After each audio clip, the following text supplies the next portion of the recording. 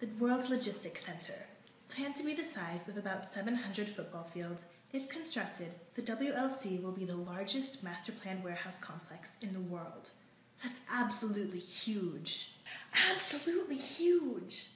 Absolutely huge. Which makes one wonder, why haven't more people heard about it? Whatever the reason, I'd like to shed a little more light on this issue. The WLC is being planned to be built in Moreno Valley, California. But I'm not going to talk about all of the politics going on in Moreno Valley right now. That's for another video.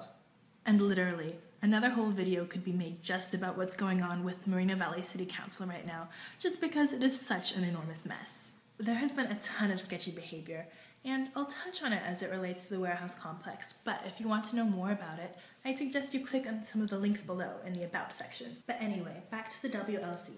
If this massive warehouse complex is constructed, it is expected to result in an enormous increase in truck traffic in the region.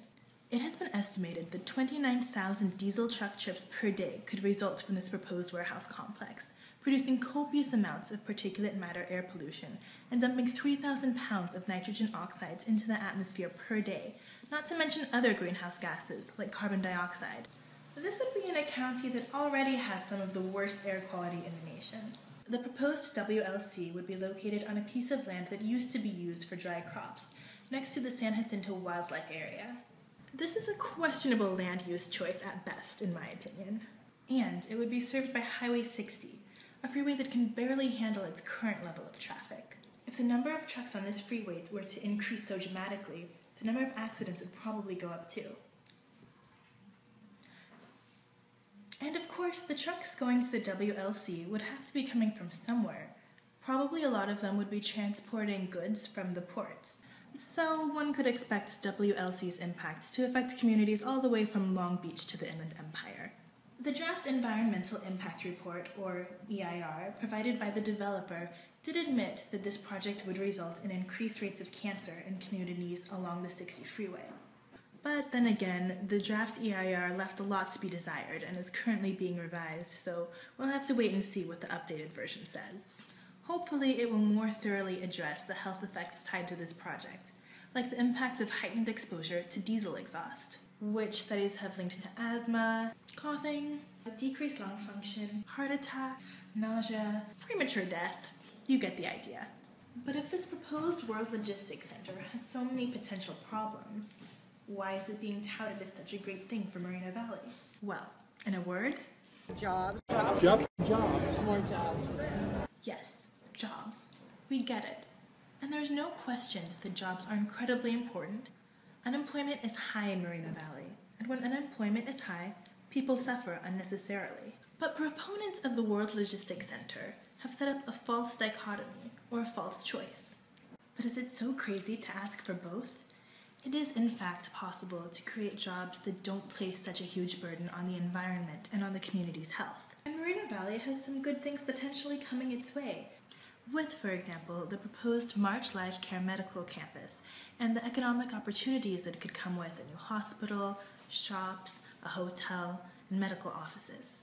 Why not continue that trend instead of creating jobs that often don't pay as much as the industry implies, have a sizable temporary workforce, and don't create enough trickle-down to actually help local families. Besides which, the last time this developer said jobs would come from one of his projects, the reality fell way short of expectations. More than once, he suggested that the new Skechers warehouse would result in about 2,500 new jobs.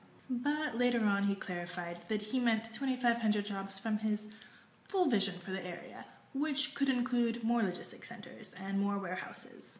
What's more, with its new warehouse in Moreno Valley, Skechers was able to close 5 distribution centers in Ontario, resulting in a net loss of 400 jobs from the region. This makes one wonder, who actually stands to profit from the WLC? Certainly not the children who are more likely to develop asthma due to heightened levels of air pollution.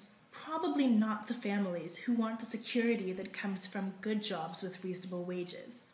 And definitely not the people living along the 60 freeway who would have higher rates of cancer due to this project. But the developer would stand to benefit from the construction of the WLC. Critics in the community have pointed out these potential problems with the WLC, But for the people planning the complex, community concerns aren't a top priority. If they were, we'd be able to tell by the choices that these decision makers came up with.